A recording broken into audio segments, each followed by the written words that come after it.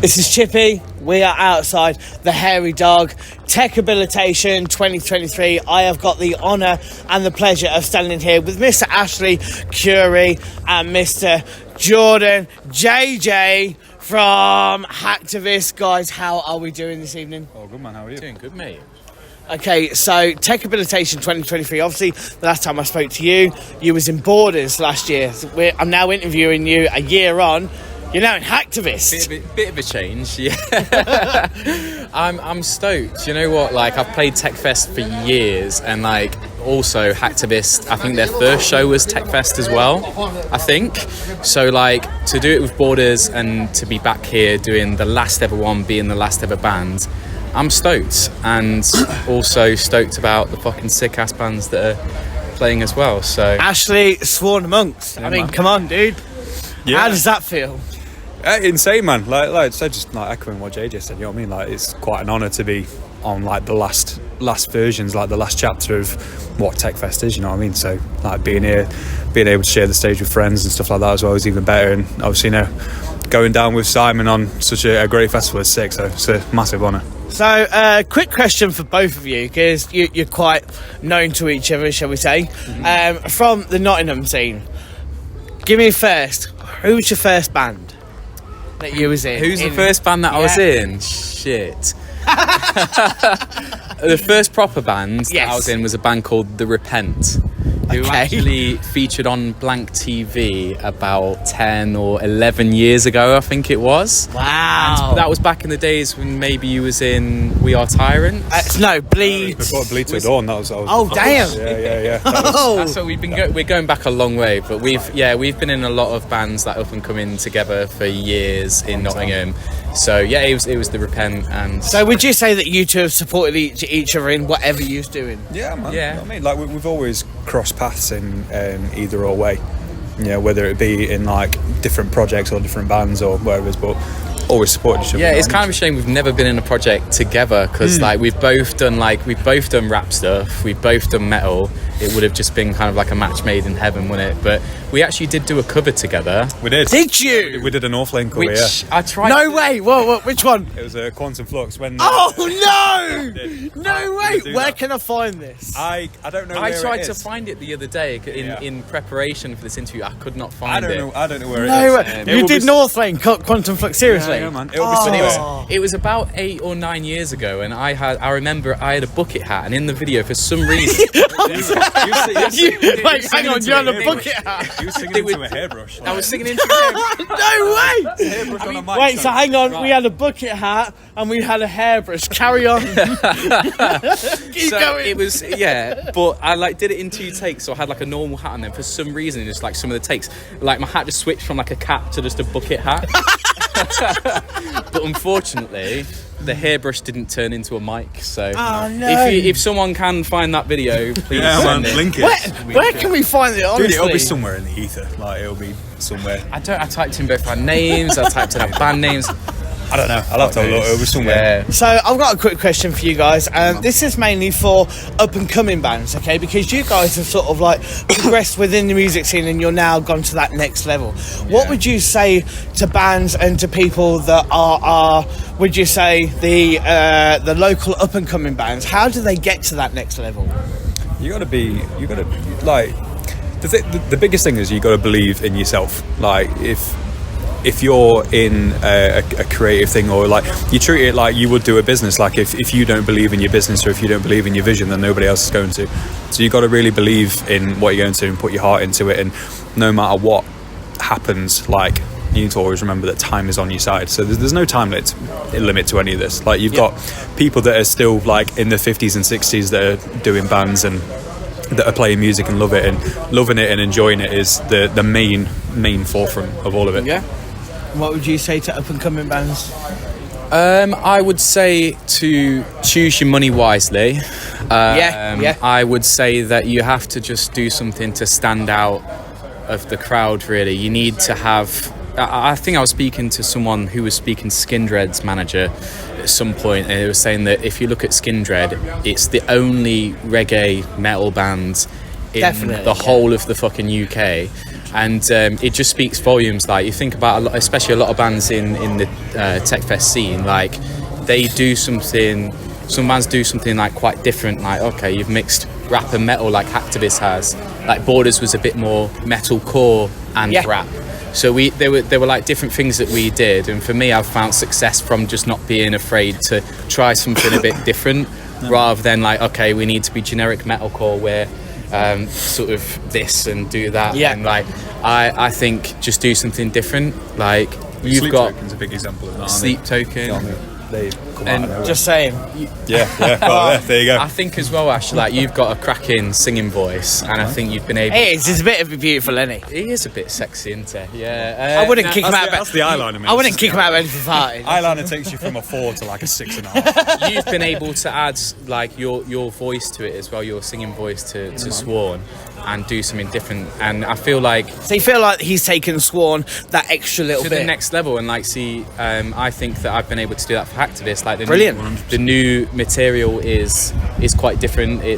I think it's going to be the best material that they've done, or that we've nice. done. Nice, yeah. You've Right, got quick. such a hard-hitting flow, though. You know what I mean? Like it's you've got that voice that sticks out. Yeah. So people listen to it, they hear it, they know instantly, and it just goes hard. I mean, Just a quick question though, how did you feel when it's sort of like the penny dropped for you when you went, okay, I'm in Borders now, but then, oh shit, I'm in Hacktivist. How did that feel? It was crazy, to be honest. Yeah, there was a lot that was leading up to it. But I'll just tell you briefly. So when Borders ended, we was always going to be sad about it. It was Because your final show was Lincoln, wasn't it? yeah, but we were all such good friends, so there was no like hostility or anything like that. And actually, I was at the bassist of Borders, Tom, he had like a party going on at a castle that we'd hired. So we hired this massive castle overlooking beautiful greenery in Yorkshire. It was in November, so there were fireworks coming up, and we're in this hot tub, and I swear to God, this is the scenes. that's such a rock star quote. Isn't it? And it just We're in a hot tub, overlooking the view. It's not the punchline yet. But yeah, so and then I got a text from a mate saying that Hacktivist are potentially looking at someone, and I just knew straight away. I was like, that's where I need to be, because I'd got Borders to this point, and like I needed to still be in a band that was doing stuff. I feel like mine and Jay's voices would work quite well together. And then me and Jay were chatting for like 7 months, recording, doing demos. Wow. Okay. But to answer your question, when it finally happened, crazy. But just excited for the future, man. Just wanting to tour and get out there. Like, What about with you, with Sworn and Monks? Yeah, man, very similar kind of thing. Sworn was a bit of a weird one for me because we were going on tour. They were going on tour with Our Hollow Our Home in the March of 2017. Yeah. And I'd done like a few little sort of like filling gigs before that, and like done like little bits here and there. But their vocalist at the time couldn't make it. He was getting married that year, and he just couldn't fill in for any of the dates that year, like understandably. And they'd asked me to fill in on vocals, and then their guitarist left, and I had a phone call with Johnny, and he told me, and I was like, well, I am a guitarist, like, you know, like naturally, so like I can fill in on guitar. It's like more of an instrument that I prefer to do. You know what I mean? And he was like, yeah, do it. And then literally like 2-3 days into the tour, he was like, do you want to do it full time? And I was like, yeah, sure, why not? Do you know how doing both? Yeah. So like we Naughty. So we I got Jack Kinsey to fill in on vocals for that tour. And then I stayed in on guitar, and then we got Daz in. And did you do cleans before? Was it like it was more heavy? I mean, I saw him at Mangata filling in for 500 on Wars of Jericho. Did the band Sworn do cleans? No, it was just me. So after that tour, they wanted to start writing again because they'd released an album that previous year, and it was all like tech metal, probably like heavier side of stuff, and they wanted to do something different, and they wanted to experiment with cleans, and obviously bringing me into the equation was kind of like that. You can sing. Yeah. So wait, before you, Sworn and Monks, there was no cleans at all? No, dude, it was all heavy. It was a lot of tech metal, it was a lot of thrash. It was pretty like death tech, if you like. Yeah, kind of in that sense, yeah. But they were more known as like a heavier band, and like what you'll see tonight is kind of like what we are now. is what they were. Sorry, but yeah, like bringing me into the equation was just kind of like that new chapter opened up. It's so like, again what Jordan was speaking about earlier, bringing that extra level in. Yeah. New, You know what I mean? He style. did that exact same thing with Borders. You know what I mean? Bringing in the rapping side of things and like changing that dynamic and pushing them to that next level. He's going to do the same thing with Hacktivist, and it was the same thing with me and Swan. Like I came in, and what I could, you know, you always know that you've got a good member when they can come in and offer something that's different. Exactly, it's not just filling in for what the gap is. No, it's not at all. Bringing that extra element in. And I think that was kind of like why I'd stuck with Swan and why I gelled well together, because that was what I was able to offer, is something that they wanted. Like they wanted cleans, I can sing, so it was, you know, beautiful. in heaven, mate, you say. So another question for both of you together. Can you see Hacktivist and Swan doing something in the future? Together? Hey, you never know. Yeah, man, you never know. You never know. You never ever know. Shelling some bars on there. Yeah, literally. Man's going to start spitting bars. Hey, man, like, you never know. There's been weirder lineups, you know what I mean? So you never ever know. Fair enough. Yeah, I mean, you see, like, Bring Me the Horizon as they are now with, like, Lorna Shore, right? Literally. So, So it's... that's what I'm saying. You never know. I think with a lot of this stuff, especially when you get to a certain level as well, it's all about timing. If the timing works right and it fits, then it will happen. Nice. Quick question as well. Just describe the people who are watching right now. What's it like going on tour? Oh, dude. It's not. It's really like. It's not as luxurious as what people make it out, man. Like, no. It's good. It's good in the sense of like, you know, you get to experience playing live every night, and like when you have a good gig, it's great. When you have a bad gig, it's still great. It's still good. Like you're still enjoying yourself, still playing live. But you know, driving miles and miles. I'm a lorry driver, so yeah. Well, you know how it is. Imagine driving like you do, and then you play a show for half an hour, and then you have to load back out again. Yeah. And then you have to drive again for ages. I mean, if you'd have asked me this when I was 20, it might have been a different answer. But now you're nearly 30. Now touring, I mean, God, Mackie's every day. Just the travelling, like Ash said. I mean, I remember doing like Nottingham to fucking Netherlands, and we left at like 8 at night and ended up getting there for like 8. It took like literally a whole day to get there driving, and then we rocked up and they're like, "You're supposed to be on stage." Like, oh, I've just got in. Like, all the other bands had this Chinese spread out on the table and that. I was like, oh, like digging in. Oh, fuck's sake, I've got to play this show. No, I think it's amazing to have the crowd for so many nights, because it's essentially like a drug when you play a show. Like there's no better drug. Like you'll play the show, addictive, doesn't it? Yeah. Exactly. Yeah. So you imagine getting that for like a few weeks. You actually get a come down when you come back home. You're like, okay, this is what real life is. I work in a doctor's surgery. Ash works here. You still work here? Yeah. So it's both like quite busy environments, and then we've just come from like touring and having fun. It's fun, but it's draining. The food's shit sometimes. It's shit when if you go to Europe, it's not.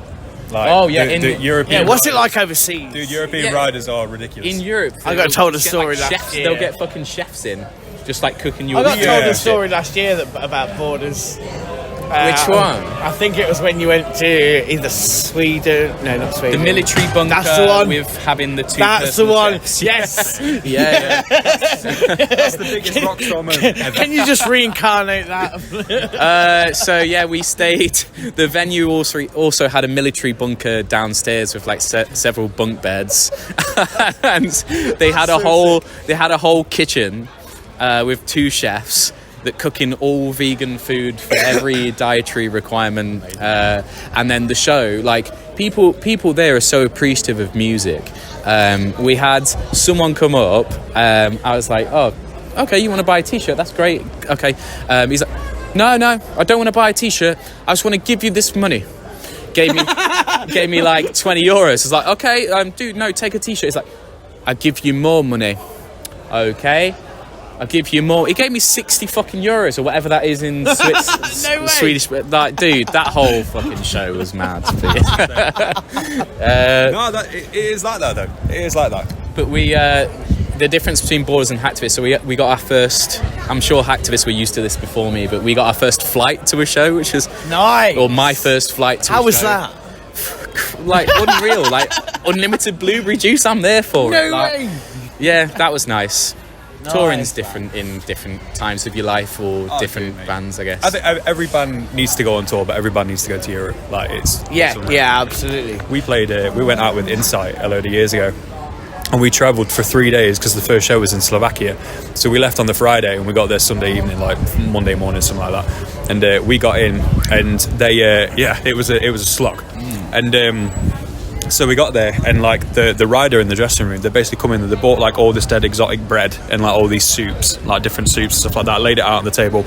We ate that, went to sound check, came back, and then they brought in our dinner, which was like these trays, and it was like schnitzel and potatoes and veg and all that kind of stuff. Ate that, went and played the show, chilled out for a bit. And then we came back, and like the Insight guys are all big whiskey drinkers, so they came back and we had all these like bottles of whiskey, but there was like crisps and chocolate and fruit and just loads of shit just laid out on this table again. So like every time we left the room and came back, there was like more shit that had just been laid out for us. I'm like fucking. I think it's mad because you just don't get that in the UK, and absolutely. Like you tend to get some ham and some bread. I think it's because like the own brand Basics crisps. Some foreign countries, they actually get funding for music and for bands, whereas in the UK we don't. There's pretty much nothing. Whereas overseas they actually get funding, like venues. That's a really good point, actually. Yeah. Do you know what the best thing about UK riders is? That you'll get like a loaf of bread and some butter, right, and no knife. So how do you spread? Like you just get the sandwich, right? Get the bread and just wipe it in the butter. And that. What am I going to do with it? Ghetto sandwich. Now, quick question. So, I would say that the first time I see you on stage with Hacktivist yes, was actually Dropout Kings. Oh, right. So, with Dropout Kings, Yeah. the knuckle crack. Do you remember that? Right, so basically, Dropout Kings, they asked everyone to crack their knuckles on stage all at once at the same time.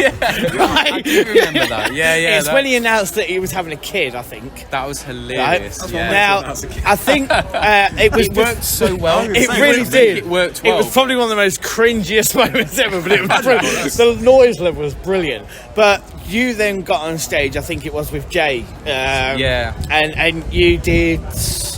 It wasn't Hakai. Was it Glitch? I Ain't Depressed. Yeah. Sorry, yeah. So, funnily enough with that, I was doing that because I toured with Dropout Kings with Borders. Yeah. And I was doing that part of the feature anyway for that tour. Right, okay. So a lot of people, when there was the whole mystery around who the new vocalist was going to be, was being like, oh, well, I saw that guy from Borders go up and yeah, that's what we thought straight away. So, yeah, Jay, funnily enough, Jay, the other vocalist of Hacktivist, he'd seen that clip online, so when I pitched myself to him, he kind of said, like, I've seen you about. I've seen you doing your thing, man, because he'd seen that, so it was kind of, it came together quite nicely, because it all just slotted into place. Yeah. Like, if I didn't do that, maybe Jay wouldn't have seen that, and then maybe we wouldn't have got chatting. So, yeah. Beautiful. Guys, yeah. I want to thank you both so much for coming and have a chat with me here at the Hairy Dog. Thank you so much. Always a pleasure. Hacktivist, man. Yeah. Hacktivist, that's man. And Sworn Amongst. Thank you so much. This has been Chippy. Thank you very much. Let's go. Beautiful.